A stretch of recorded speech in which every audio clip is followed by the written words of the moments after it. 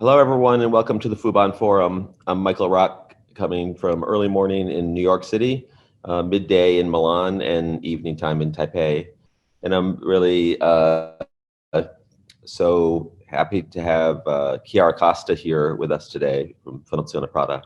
And Chiara, I don't really even know how long we've worked together. It seems like forever. And but I think that our collaboration has encompassed so many amazing books and projects and exhibitions, many of which are really the highlights of my professional life. And, you know, I think one of the most interesting things about being around at the start of something, you at the start of it, me a little bit later on, is the way this small group of people grow up alongside an institution. And you know, in the very early years of Fondazione Prada, the teams were so extremely small, and we all worked so closely together that it becomes a kind of family affair, and everyone knows everyone else's strengths and contributions. So the work, as you work together, becomes really seamless, and so much of that work is really deeply collaborative, and the result is some kind of collective authorship. And I always thought that you brought to that group this editor's special skill of being able to cut really to the heart of something. That's what the editor does, and draw out some kind of clarity out of the confusion of this crazy process. And we've worked hand in hand on some spectacular exhibitions, including the inaugural show at Corcana della Regina in Venice, Small Utopias, Art and Sound, When Attitudes Become Form. Maybe it's useful to think back and track how you got here. And in all of these conversations, I've been starting with this basic question about like what happened, meaning what happened from when you first got there to now, and how the way that you're thinking about art and narrative exhibition as an editor has transformed or evolved from those very early days to the way that you're looking at now in terms of the way that you're confronting new ideas about art and exhibition. Thank you, Michael, for such a beautiful introduction. And thanks a lot to the Fubon Art Foundation for having me. It's a big pleasure for me to share some thoughts about the history and also the present and future of the Fondazione with this audience.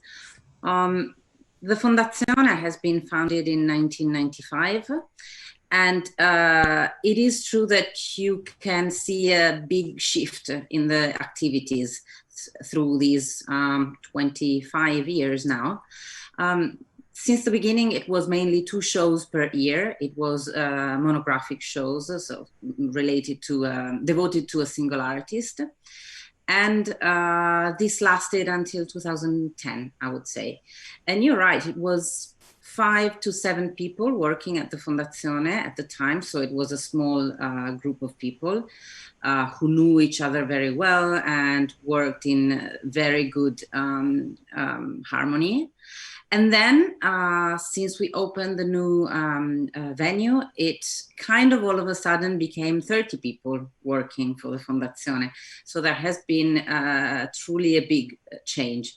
My personal history is strange, I would say, because I started at the Fondazione as my first job. I was putting the invitations for the show into envelopes. I was still a student of art history. But that was very interesting. Sometimes I would work with artist assistants, helping them to go in the city and buy the things, the tools they still needed to make the show, etc. So it was really interesting because I saw the first show I worked for was the Karsten Höller, I think. There were big names at the beginning. I wouldn't say the Fondazione started like as low profile, because they started with Louis Bourgeois, Anish Kapoor, Laurie Anderson, as you mentioned, Dan Flevin, who did his last project before he died in this beautiful 30s church in Milano. But then there was also Steve McQueen, the Oscar Award winner for movies in 2005. He still wasn't, of course, a movie director. He was a visual artist from the UK. But then there was also Tom Sachs, Tobias Reberger, John Baldessari, many artists. And it was very interesting for me to start this way. Then I left the Fondazione because I felt I had to make some more experiences. I worked at the Venice Biennale, Manifesta, many different events, and then came back when Mr. Celant, whom you mentioned, and who unfortunately died this year, called me and said, we need to make some ambitious books. Would you like to be the editor of these books? And I was like, yes, of course, that would be my dream. And so it all started in 2012. As you said, maybe there was a big shift in between the first Fondazione and the one in the new venue, which was when we opened the venue in Venice, which is a Baroque palazzo on the Canal Grande. It's called Ca Corner della Regina. And that was when we couldn't work in Milano because we were building the big venue. So we had to have a different kind of place where we could do exhibitions. So we did less because we did one show per year, but it was very challenging shows. I'll go back following the images. This is Karsten Höller exhibition. It was 2001, but this specific installation is now in the tower of the Fondazione Prada as one of the most representative installations that we ever produced. It's called the Mushroom Room. And as you see, there's these big rotating mushrooms upside down. This is a huge installation of a whale built by American artist Tom Sachs. This was also in Milano. We had different spaces in Milano before we opened the venue in Largo Isarco, which is the actual one. This is again Karsten Höller, a very peculiar project, which was a bar in London, actually. And this is important. This is the first time I mentioned the fact that the Fondazione can be operating somewhere else and not just in our venues, not just Milan, Venice, or Shanghai, but it can be also elsewhere. This was a rented location in London where Karsten Höller did this double club. That was the title. Half of the club was devoted to Congolese culture, and the other half was deliberately generic Western culture. So this was the bar of the place, which was open for 3 months. This is the Small Utopia. As you see, this is the Baroque Palazzo in Venice. This is one of the, this is the first piano nobile, we say noble floor with all the frescoes. But as I said, the big shift was probably when we opened the new venue in Largo Isarco, which you see now in these beautiful photographs. It was designed by Rem Koolhaas and OMA, and it opened in 2015, May 2015, when there was also the expo in Milan. It was a very interesting year for the city because we had a lot of people coming to the city. I would say that this complex that Michael calls a campus, it's kind of a tool, and it can be used in many ways. In a way, the architecture of this place, which was before a place where alcohol was produced by the beginning of, since the beginning of the 20th century. It's really, architecture has anticipated some of the questions that we were already working on, because there are 3 spaces which are completely new in this complex. One is the cinema, the other one is the tower, and then what we call the podium, which is the central exhibition space. But all the rest is a restoration of pre-existing buildings. So there are some areas of the Fondazione where it's difficult to exhibit art because you don't have like the perfect climate conditions.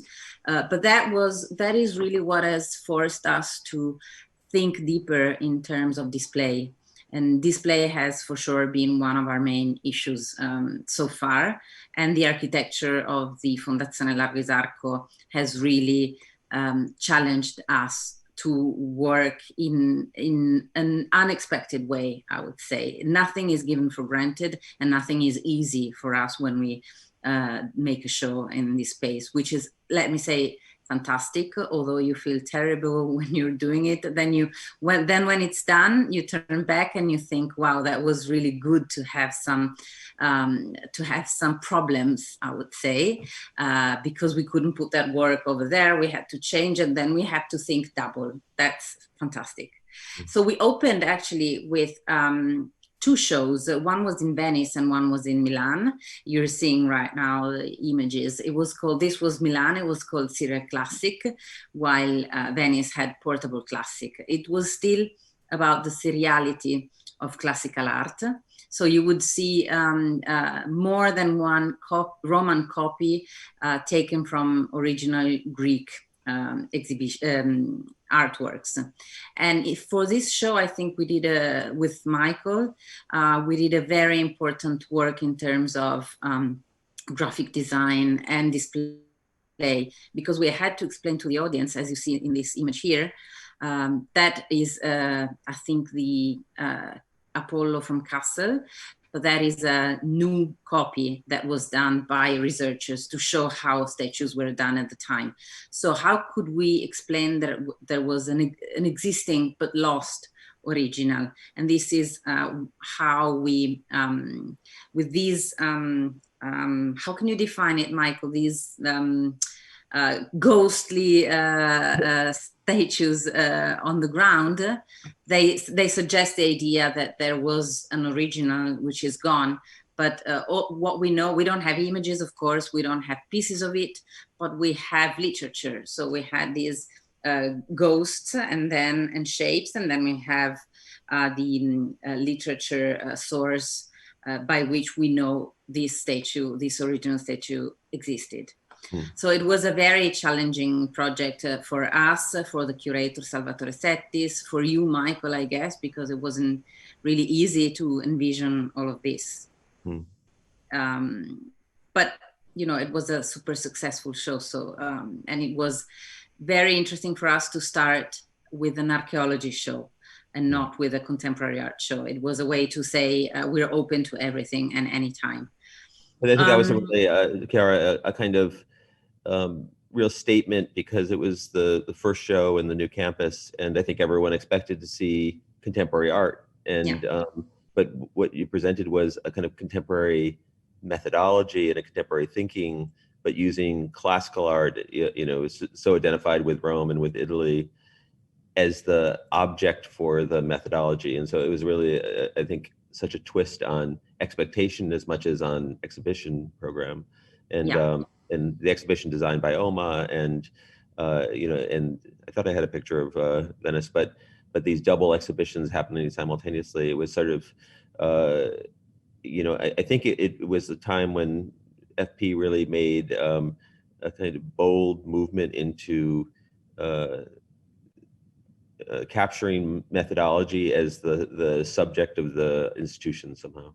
I would say another show that in this sense was probably extremely difficult was Post Zang Tum Tum, which was a show about the interwar years in Italy between the end of the First World War and the end of the Second World War. So basically the years of the fascist regime. This was a very important show for us because we are usually considered in Italy a contemporary art foundation, not a foundation that would do a show about art from the 20s and the 30s. So again, we entered a kind of new world for us, and we had to be in touch with all the institutions in Italy and abroad who would give us these artworks. And the main thing was the collaboration with you, Michael, for this show, because it's easy to see from these images. This is the original image of a show which took place in Rome in 1925. And this is what we did in our show. So we basically rebuilt in scale 1-to-1 portions of these exhibitions. And the aim was to show how art was displayed at the time. And why this? Because what we meant to say was that display was propaganda, could easily be a tool for propaganda at the time. And the main difference, let's say, between the situation in Nazi Germany, where the government would decide what was good and what was bad art. In Italy, everything was okay in a way. The regime was very inclusive. So you had figurative art, painting, but you also had abstract art. You had everything. So artists were generally very happy to be part of the system, and it was kind of difficult to find some opponents to the regime. So this show would bring a lot of issues and subjects to discuss, which was very interesting. Here again, you saw the original photo before, and then how it was installed. You see it's kind of exactly the same proportions. And we tried to get all the original pieces, but sometimes when we didn't, as you see here, the painting on the left is just on the photograph, while we got the original ones on the right.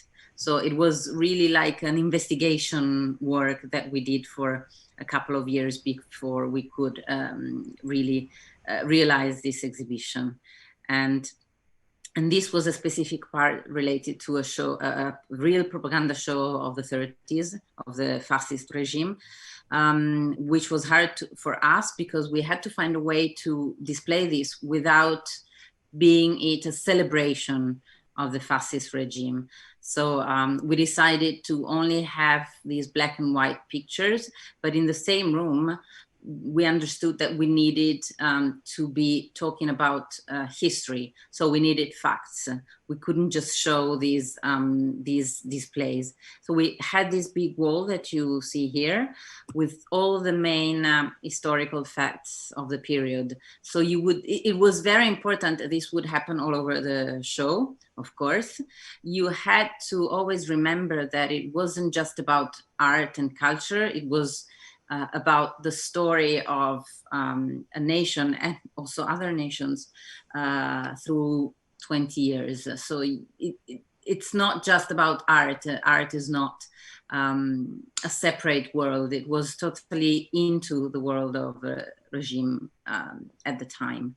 So I think these walls were really important. And this was the last step of the show, which we discussed for a long time. Michael, maybe you remember, we kind of didn't know how to end the show because how could we do it by celebrating the liberation from the Nazi occupation in Italy, or by talking about the fall of the fascist regime. So no historical nor cultural event was representative enough of the whole project. So we decided in the end that it was kind of necessary to go back to the beginning. And the beginning for us was studying. We had to study a lot to make this show. And of course, we had to study books and archives. So we decided to give to the audience the feeling of what you have to do to make such a project. And we displayed all these books on these big tables. The ones on the right were also available for the audience to be opened and touched, which was terrible for me because I was suffering all the time. I would go in the exhibition seeing all these people touching our books that we studied so much, and I thought, oh my God, they're gonna steal everything. But you know, it was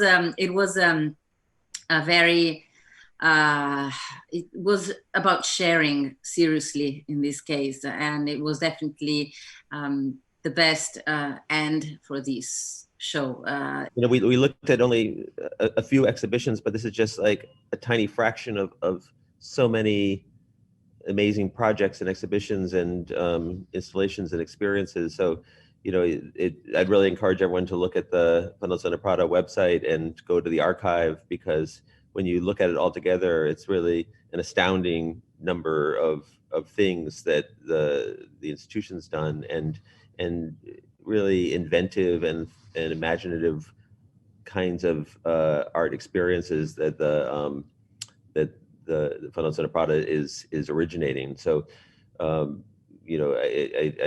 showing only a very brief sample, but it's an iceberg with a huge number of things underneath it. Yeah, I would say maybe another direction that we've been taking, but we won't be talking too much about this. But I think it's important is the artists' curated shows that we have been doing quite a lot since we moved to the new venue.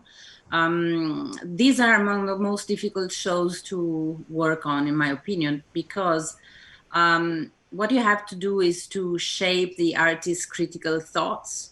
And so you have to embrace their vision. So to do this as an art historian, you are forced to abandon the anyhow impossible search for objectivity. And that is really hard for us because you just have to embrace someone else's vision. And that's another big challenge. We did it with Francesco Vezzoli, who did a show about the Italian television in the 70s, but also Thomas Deman, Goshka Makuga, Trevor Paglen with Kate Crawford recently. And of course, Wes Anderson, the movie director, who has been curating a show for us. And here it is. This is the Spitzmaus exhibition. And we also received a beautiful prize for this book, which wasn't really like a book. It was, as you see, a box or a big envelope containing all these small precious elements that tell the story of the show and all the objects in the show. So we had also like this huge poster which showcases all the how many were there? 600 maybe objects, maybe more. So this poster contains all of them, all the pieces that were in the show. So it was a big challenge again. If I look at all these 25 years, I would say the way I would describe the Fondazione today is like a moving picture, to borrow a definition that is more, of course, related to cinema. But cinema is one of the fields we're mostly interested in. Why? Because it gives the idea of something that is changing all the time. And it's not just based on art, but on the culture of images, I would say. And this includes a much wider range of cultural production rather than just art installations.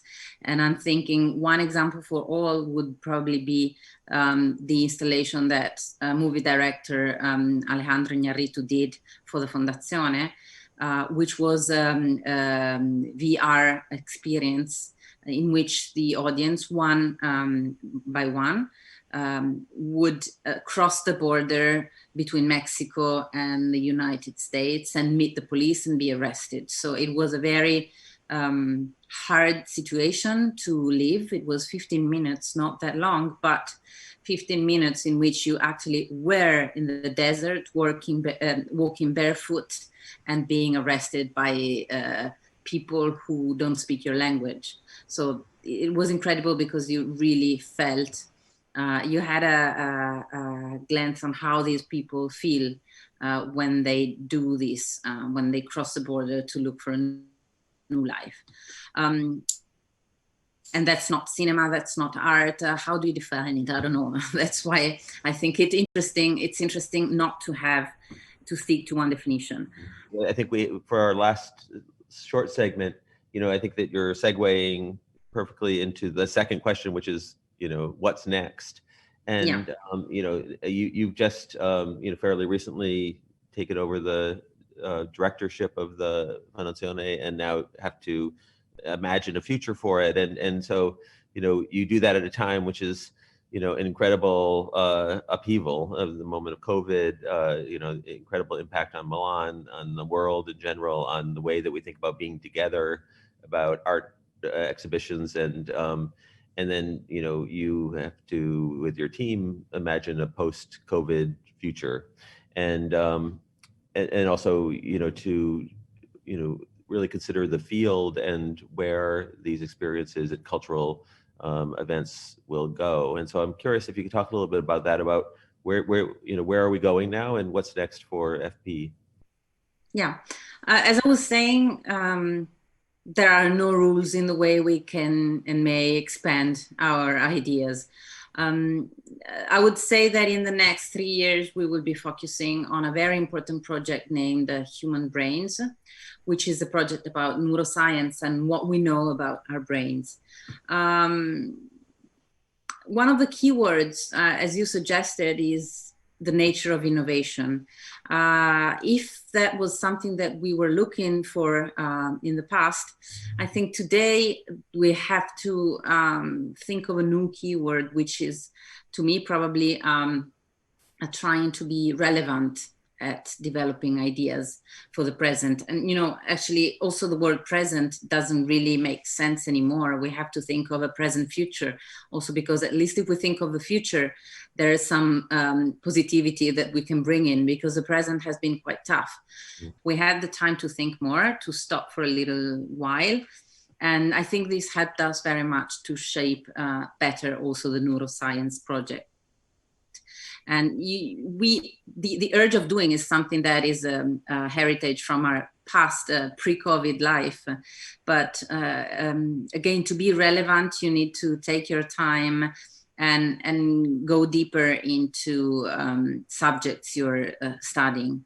And yeah, I think what we really want to do for the future is mainly to explore the wide space between asking questions and presenting solutions. And that is because there is a lot in between. And I think that's where we want to work now. Well, as you can see, the sun has come up in New York while we've been talking, and so we're at the end. But I'd like to sort of end where you began, anyways, and where we began, but with just a brief thought about books. And are they still relevant? Are they still important? And is it still an important part of what you're going to do? Even more now, I think, because now, I mean, the books documenting exhibitions were a tool to actually document something that won't happen again, for sure, unless you want to do a remake of a 1960s shows like we did for When Attitudes, but usually this doesn't happen. So that's the last witnessing object of a research. And now this is even more important, because before everybody will go back to travel and meet people, it will take some time, I guess. So the book is becoming even more important, in my opinion, not just to document, but also to discuss the situation. Even if you're talking about neuroscience, let's say, for sure you're talking about the present and the future, not only the past. So it's really important, I think. And I've been working in the past for institutions who wouldn't do books. And you know what happened? Maybe they would do fantastic things, but nobody remembered. So it's definitely the most important tool for a memory that we can have, I think. Chiara, we have to end there. So I want to just thank you so much for your time and for joining the Fuban Forum, and looking forward to what happens next. Thank you so much